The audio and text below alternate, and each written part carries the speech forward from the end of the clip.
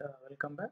So in the previous topic, we have been discussing about the first we have been discussed about the introduction, then we have been discussed about the terminology, then we've been discussed about the law of gearing. So in that how the gearing or the gear teeth or the gear drives works on what principle, how the pitch point should be coincided. So we've been discussed.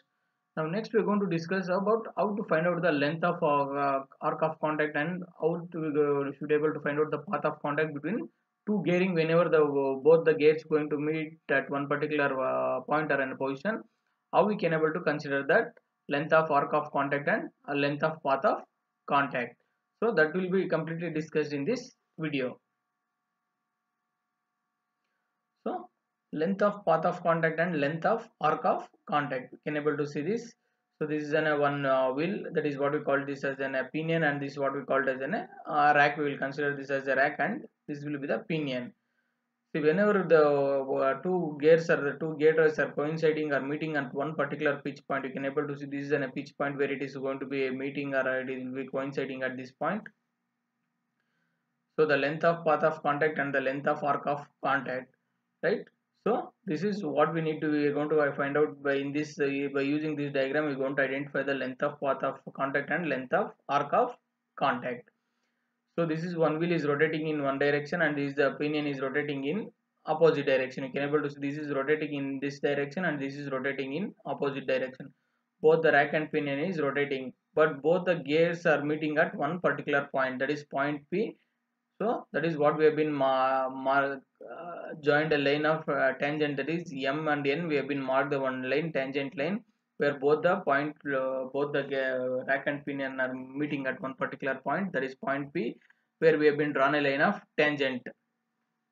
Now we can able to see this. The axis what we have been drawn is, that is what we called as a pitch circle. This axis what we are going to be considered a pitch circle. This is with nothing but a base circle. So same, but only the two wheels or the two gear drives are rotating in opposite direction.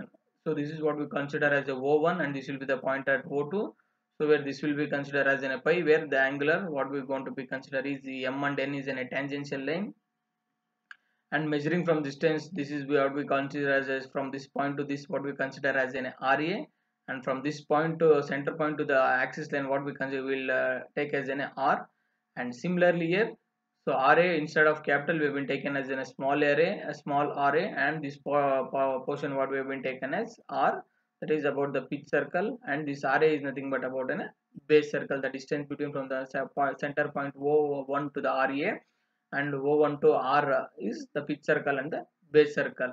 So we in between this, whenever it is coinciding both that, so that what when a coinciding of both the circular points, what we consider that as an addendum circles. So this is how about the length of path of contact diagram. Now you can able to see this O1 is moving in the one direction, that is rotating in a clockwise, and it is moving in the rotating in the opposite direction of that wheel. So whenever the both will be rotating at one particular point, so at that particular point the mating gears will takes place, the velocity ratio will come into the picture in order to transmit the motion or power. How we can able to find out by using these equations. Easily we can able to identify the what is the length of the length and arc of the contact can be, how much portion of the length will be there in the continuous contact, and what is the arc of the contact will be having a continuous contact with the two mating gears. That easily we can able to be identified by using this derivation. Now first we'll see about that. As shown in the figure, Mn is a common tangent to the base circle, where you can able to see this M and N will be having a common tangent, that we have been drawn a common tangent to the base circle. It is equal to the common normal point of contact of two teeth. Yes, as we know that both the two teeth will be having meeting at this. So the addendum circle cuts the common tangent Mn at point KL. You can able to see this addendum point. Whenever it is cutting, see whenever it is having that particular points meeting at this particular point, that what we have been taken as K and L. You can able to see that. So the contact teeth begins at K and ends at L. You can able to see having the teeth starts contact at this point K, and when it is moves to this point it will end. So between the distance between the K and L only the continuous contact will be having the contact between the two teeth. Now coming to the next, that is the RA, let O2P pitch circle of the gear and O2K will be the addendum circle of the gear. That is what we have been taken. So next, length of the path of contact. Now how we can able to consider, that is length of the path of the contact, that is KL will be equal to K and L, that is length of the contact what we have been taken. So that will be equal to KP plus PL. So that will be equal to K to P, that is KP plus PL. This will be the distance between the gears which will be having in a contact. So where Kp is nothing but a path of approach and Pl is nothing but a path of resist. So this what the distance what we have been taken, K to P will be considering as a path of approach, and P to L what will be having a distance that will be considering as a path of resist. So now path of approach will be Kp will be equal to Kn minus Pn. See, this is if I'm going to apply addition, that means I'll be having a length of path of contact. So the path of approach is nothing but Kn. So this K to N, which is having the point, you can able to see the tangential point from K to N, which I am going to substitute. K to N I am going to substitute, that will be the Pn. Kn minus Pn. So this I am going to substitute this distance. So that will be the path of approach. So this is how we have been giving the considering the abbreviations or in a terminologies how we have been considered this. Now coming to the from triangle O to PN, that is what we're going. Now we're going to join O to K from the triangle OKN. So then what we go equation we're going to get, the Kn will be is nothing but O to K square into Q into N, that will be the plus RA square plus R square into cos square theta. By substituting these values, that is the values of Pn and Kn, what the value we have in a Pn and Kn? Pn will be equal to nothing but Kn minus Kp. So path of approach will be Kp will be equal to Ra square plus R square cos into cos square pi plus half, that is instead of root we have been taken as an half minus R sin theta. So this is about to find the equation of path of approach. So similarly when I am substituting with the path of resist, that is PL will be equal to ML minus MP. We'll see what is that ML. You can able to see this ML minus again MP, the distance which is having a tangential point, that is ML minus MP.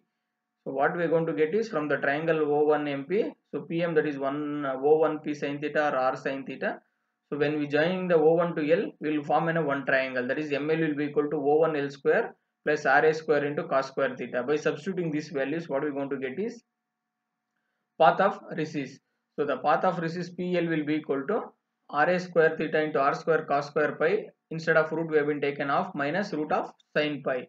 By again this substituting this both the values, that is in the EP and PF in the equation 1 what we go which we have been taken. So now that will be considering as a path of contact. So the path of contact KL will be equal to, you can able to see this path of contact K to L. This is where the having the two gates will be coinciding at this distance only. So that at this distance where we have been taken, KL will be equal to RA square theta plus R square cos theta, that is instead of root we have been taken off, plus R square A theta plus R square theta pi into of plus R plus, that is capital R plus small r into sin theta. If the driver and driven have equal number of teeth, then the diameter of the driver and the driven gears are same. So if this having this condition, then all the gears will in the equation will becomes the same, because both the gears will be having equal gears mean then the diameter also will be same. So now KL will be equal to, that is path of contact, where we can able to rewrite this equation 2 into R square A into theta R square into cos square pi plus root of, instead of root we have taken off, that is into R into sin pi. So this is the equation in order to find the path of contact and path of resist and path of approach for the whenever the two gears are meeting at point where we have been consider that as a tangential point, and we have been derived the equation in order to find out the length of path of contact and length of arc of contact. By using these equations we can able to find out the what is the exact distance the two gears are meeting of two gears will takes place.